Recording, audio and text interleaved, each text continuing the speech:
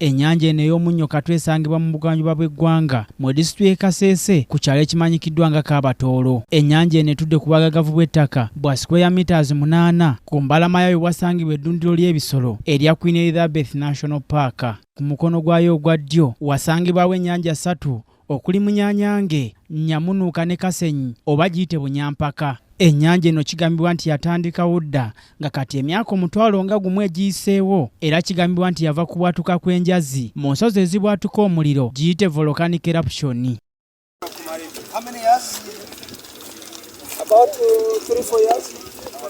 Abantu abasoba mu 5 bebakolera ku nnyanja eno era ng'omulimu omukulu ogukolebwako Okusima munnyo. Abantu bano basobola okujja ekigulira amagala eddiba.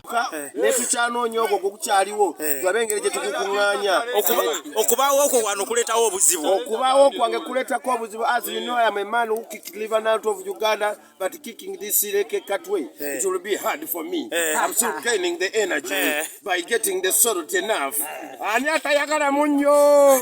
Okumpi n'ennyanja eno waliwo ekkolero erisunsula omunnyo guno gwe baba bakoze, wabula mu kiseera kino nga kyafa bano kibawaliriza okutwala omunnyo guno mu ggwanga ly'e Kenya okubanga bagulongooseza eyo olwo ne basooka bagukomyawo mu ggwanga. Salt of ours can compete with salt from Himalayas because on market it is fetching some good price. Omunnyo guno gusima okugujja mu nnyanja. Omulimu guno gukolebwa abasajja era nga nabo olw'ebwerinde bwe babaako balina okwambala obupiira bugali mpitawa okulaba nga amazzi ago tegabakoona ku busajja, nga singa gabakoonako gandibaleetera obulabe n'okubaviirako ekirwadde ekya kkookolo okubakwata. Omunnyo guno nga gutuusiddwa ku lukalu tuteeka mu binnya bino nga bw'obiraba ng'era kitwala ennaku 7 omunnyo guno okukwata, ng'era omulimu guno ogw'okutereeza n'okusunsula omunnyo guno gukolebwa bakyala. Peak season of harvesting salt begins from early January to mid-March, and the second peak season begins from July to mid-August. That's when we celebrate. So this industry, during the peak season of harvesting salt, it attracts many people from different corners of the country. They just come here for seasonal jobs. 60% of the labor is created by women and 40% by men.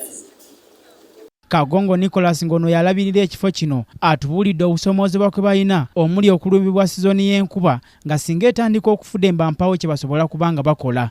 Ono agamba nti bakozesa amaanyi mangi nga kati bakizudde nti waliwo ekyuma ekisobola okubayambako okwanguyiriza omulimu guno nga wabula kyetaaga ensimbi biwanana kyayagala gavumenti ebayambeko. We are trying to develop, we have here a special mud which is called trona mud.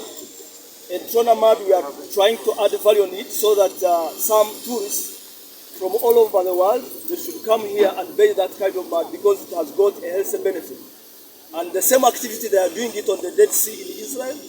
So Israel as a country and Jordan, they are benefiting from that. Ono agambye nti wankubadde nga gavumenti yateekawo enteekateeka y'okujja abantu mu bwavu eya Parish Development Model, nti wabula bo enteekateeka eno bawulira mpulire. Ebizibu bye balina kwe kuba nti omunnyo guno gwa nkizo nnyo guli nakyo, wabula tebannaba kubanga bafuna ebyuma ebyosobola okukozesebwa okuggyamu omunnyo guno n'ogusaako laama esobola okugutunda akatale k'ensi yonna. Is low levels of technology. We've not gone very far to see how best we can add value on our salt so that we can take it in the world market. So what we need to do is to add value on our salt so that it can compete with other products. Because as natural salt, it can be taken to the world market. Because if you see on the world market, natural salt is more expensive than the processed salt or the iodized salt.